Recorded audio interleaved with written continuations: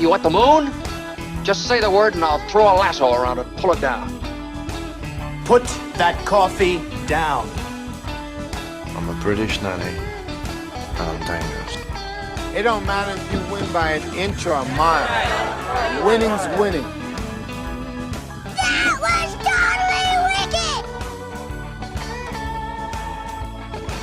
It's the Al Travis Show, and we're lucky to have Erich Mische on with us. He is the head dog at S.A.V.E.org, and it's Keep It Digitally Safe. In the intro, I messed that up. Keep It Digitally Safe. Erich, how are you doing, my friend? I'm stunning. How are you? I never get the stunning. To be honest, I try very hard to just keep it down this middle road. I don't get too high, too low. And that all came from my old man. Why is that? This is sharing too much. Wow. Radio Dr. Phil. I'm here for you. So I want to say I was 18, 19. Who knows? Trying to figure out what life was all about. You know how it goes. And my dad comes up to me and he says, you know your problem? And of course, I'm 18. Didn't know I had a problem. Too big of highs, too big of lows. You're always up, you're down, you're doing the thing. You got to find a way. Got to find a way to go like this.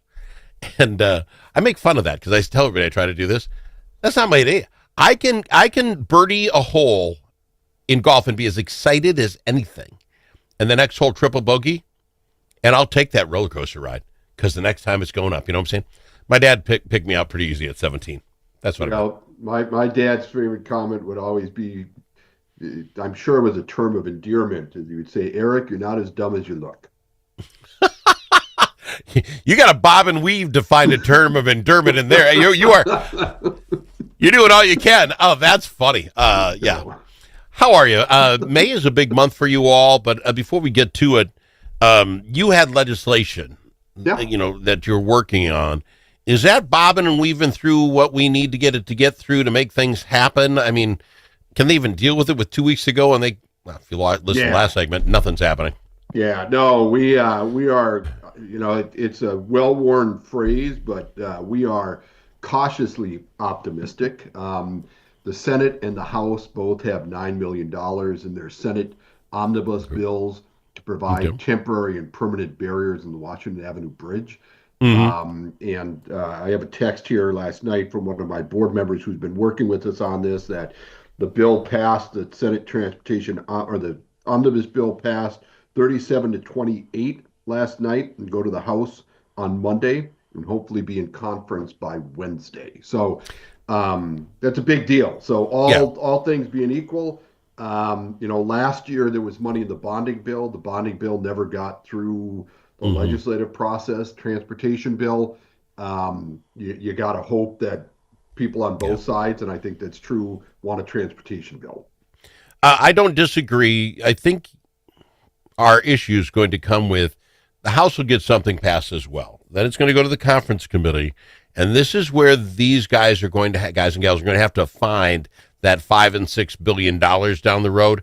And I'm hoping with all my might that doesn't come with this bridge deal. I want this thing to get passed. I think it is desperately needed, but it's one of those without enough visibility. It's easy for them to, we didn't do it when we built it. We'll wait. Well, you know what I'm saying? I'm hoping this doesn't happen. I'm hoping maybe people listening to the program will make a quick call to their local legislator and say, keep that in. It's a good thing. You know what I'm saying? I don't mean to do that, but I think that's good. I think that's a good message. If you've been following the program, listen to us talk about this initiative. Take some time, call your local legislator, ask them to make sure that it stays in the Senate Transportation Bill, the House Transportation Bill, stays in conference committee. Yeah. I will say that legislators today at the Minnesota Capitol are 180% more aware of this issue than they were a year ago. Sure. We have two remarkable lead authors, Scott Dibble in the Senate and Rick Hansen in the House, and a lot of Republican co-sponsors and supporters like Senator Julia Coleman and others like her on the Republican side. This is one of those things where kind of I think legislators look at this and say, this is kind of common sense. We've waited 50 years to do something here. Too many people have been dying. Here's an opportunity to really kind of, in a lot of ways, kind of make history here and do something that both sides could agree on. And so cautiously optimistic, fingers crossed, toes crossed, anything else I can find crossed. And for folks who may just be tuning in, the new folks in Rochester, what we're talking about is putting on improvements to bridges. We have one in particular that you can do the math on how many people commit suicide on this thing. I'm going to call it a safety net. I've seen it in my mind's eye. Basically, it's a net that would be put up across No, there. actually, on this, it on would the it net- actually no. So this A safety one here, barrier? No, it would be a physical barrier. So it would be a tall structure barrier that is deliberately designed to make it virtually impossible to scale. And so Sure. there's a lot of best practices. Nets are clearly one of them. If you go to places like the Golden Gate Bridge, you go to the Cornell University in New York, they have used nets. Yeah. And so so what we know is that physical barriers in tall public structures are one of the most proven ways to help interrupt that suicidal ideation and help prevent suicide and give people an opportunity to rethink that decision. And in your bill with this barrier, is this also have the language that says, and when we do other bridges, when we do other things, this should be looked at as, incorporating into the business of what we do for people? I'm hoping So that's I don't know that that's going to get through this session. all right. Although I will say, if there's an opportunity somewhere along the line and one of our lead authors comes back and says, hey, do you think we ought to do it? We'd say absolutely. What I do know is that there is, again, a great knowledge and understanding of the fact that we really need to be doing this with all tall public structures that are owned by any public entity in the state of Minnesota. And then we ought to expand that so it really includes any publicly owned tall public structure in the country. I mean, this is, as I've said before, we're in 2025. We know these things work. They don't really cost that much more. And if you save a half a dozen lives in the course of a year, is it worth it? I think the answer is pretty unequivocal. And on that, I try, not to do this, call you like a legislator, but if it wouldn't hurt, if you want to say something where your money goes and it literally, you can do the math and see how many lives it saves, this is one of those. Make the call and say, do me a favor, Representative, Senator, let's keep this thing in that bill on either side. Let's get this thing done. Other stuff comes and goes, get your money, yada, yada. This one, actually, you can do the math and know exactly what it saves. Absolutely. I got to go to break. When we come back, have much more. Keep it digitally safe, and May's a big month for you. We'll talk about all that coming up right after this on the Al Travis Show. Every year, countless lives are lost to suicide, but it doesn't have to be this way. There's hope, and there's help. S.A.V.E, Suicide Awareness Voices of Education, is working to prevent suicide through education, training, advocacy, and support for suicide loss survivors. S.A.V.E, Suicide Awareness Voices of Education, wants you to know that you can save a life. S.A.V.E.org. If it's your turn to host a game, Grandpa's Barbecue suggests you try something different. Put out the perfect barbecue flavor of Grandpa's Barbecue. Add it to your ribs, dip the meatballs, or drench your wings in the original flavor of Grandpa's Barbecue. It isn't too hot or spicy, fruity or smoky or whatever. Grandpa's Barbecue. Available in select stores and online at grandpasbarbecueshop.com.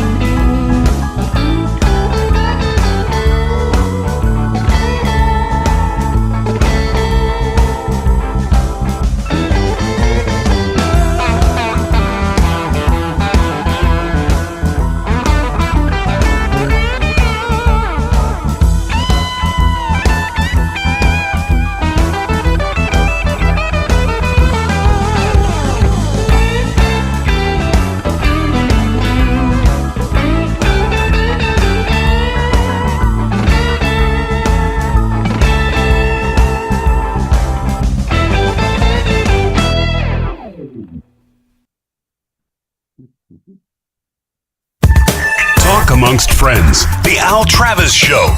Nothing but talk. Al Travis Show, a firm believer that by talking about it, that's not going to create people wanting to do it. Hopefully it demystifies things a little bit, and things will get better by talking about suicide. We've got Erich Mische in with S.A.V.E, S.A.V.E.org. If this hits your ear weird, if you're in a situation where you're not liking the thoughts that you're having, you need a little help, call or text 988. 988, call or text. Is that wrong, Mr. Mische? I hope by talking about it, it's better, not Spot on. hurting. Spot on. You got it exactly right. One thing I want to just check, I want to get kind of real quick, and then we should talk about Mental Health Awareness Month. Language is really important when we talk about suicide. And so how we talk about how someone died by suicide, taken their life by suicide, words that we want to avoid is things like someone committed suicide, things like that, right? Because committed is a term that, we committed a crime, committed a fraud, things like that. So anyhow, fair enough. Important. It's always good for I'm new to this. I do the same thing sometimes. I will work it, I promise. I do. So it is, well, two things first. The other thing you have going on currently, I just want to get out there before you just covered generically.